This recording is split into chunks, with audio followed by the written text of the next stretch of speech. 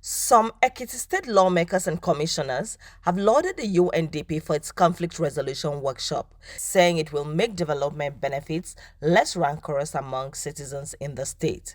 They said this in separate interviews with the news agency of Nigeria, NAN, at the end of the 4-day training in Ibadan.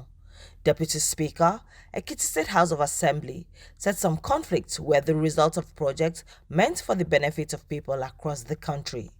This seminar or workshop has enlightened us a lot. It has enriched our knowledge, and there are so many things that we have to do differently in our constituencies. The topic, that is sensitivity sensitivity about projects in national development, is very apt.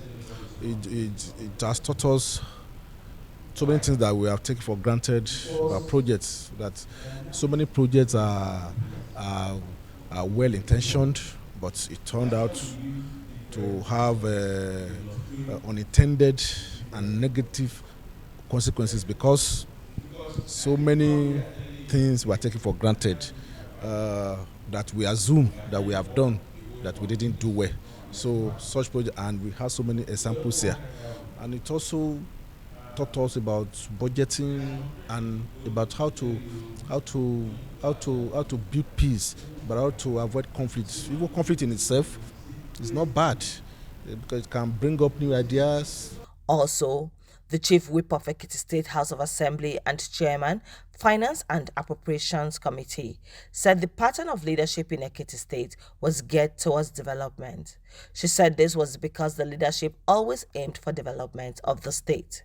It's mind-blowing, and it's something that I believe that we will develop on. I will also believe that it's showing that there are some things in Ekiti State that we have actually imbibed that make us to be glad that we are in the right direction. But at the same time, more learning, increase your knowledge, and I believe there's so many things that we are be able to take from this to entrench the democracy, and also to be able to do our work more. Ekiti State Director of Planning, Research and Statistics, who represented the State Commissioner for Education, said the system would enable Ekiti State system to perform better than it is currently. He said the training had helped to build the capacity of the state to be able to mitigate conflicts which was affecting project delivery. Most of the time we have development plans, we have interventions, projects that should have been impact positively in the lives of the people. These are well conceived at times, but the process of doing that has not been bringing the expected outcomes because of some conflicts that are militating against them. And this type of seminar has helped us to be able to identify what has gone wrong over time. We should be able to have proper engagement with stakeholders. We should be able to identify them. We should be able to have good communication, so that we'll be able to know the benefits of these projects and have the sustainable development plans. When we have all this in place, there will be total ownership by all stakeholders. The Commissioner, Ekiti State Ministry of Local Government Affairs, said the impact of the training would create more collaborations and cooperations among state actors and the citizens. We were trained on how to see development as coming by cooperation with people, by collaboration with people, by consulting with people, and that is a kind of bottom-up development. So when we get home, of course, we have to make sure the information we gain here is disseminated, not only to the state, but to the grassroots via the local government echelon. Similarly, the facilitator at the training and founder, Africa Center for Corporate Responsibility, Mr. Austin Onwaha, said involving recipients of development projects right from the planning would be more rewarding. The first thing we must make very clear with the training is that development is not an innocent phenomenon. So when you want to do development, people are not just passive recipients of development. They have a choice to accept or not to accept. And so we must be very careful with that. Second, there's need to have some kind of templates or objective criteria for sharing development projects nationwide. We can't continue to do development in an arbitrary and ad hoc manner. And then we must also try as much as possible to ensure that when we do development, we factor in sustainability.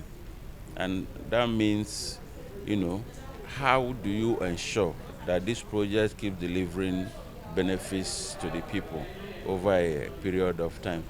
And then finally, we cannot keep accepting the excuse of lack of money. Your problem is as big as your money is. So we must learn to manage resources, and we must learn to manage the expectations of the benefits that a development project will deliver. We must not oversell development benefits, because every development has adverse effects, and we must also make people understand that. And then Nigeria must, as a nation, learn to have effective grievance mechanisms in place, both inside development projects and outside. The team lead, Governance, Peace and Security Unit, UNDP Nigeria, said insecurity remained the bane of development, not just in Nigeria alone, but globally. Security around the world is issue of the teeming youth that are unemployed, and they vent their anger against the system in one way or the other, and the bad people also take advantage of all this. So and that has been growing in Nigeria. It has been growing, and in the Northeast. One of the research that our assessment that we conducted among the emergent states, violent extremism emergent states, and what they point out as the major causes of extremism is human rights violation. It's at the center.